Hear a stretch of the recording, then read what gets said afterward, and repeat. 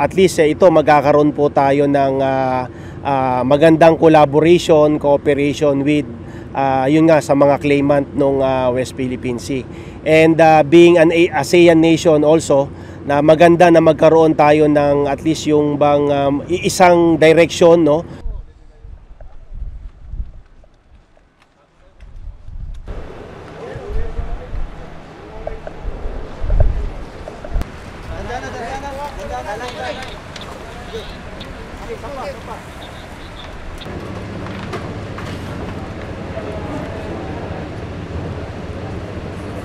Ang ating pong ginawang exercise po kanina is more on humanitarian, no?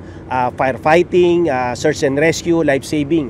No, so we hope na itong activity na ganito mas maparami pa, mas ma-enhance kasi napakalawak po ng ating karagatan, no? And marami pong nangangailangan ng tulong ng Coast Guard.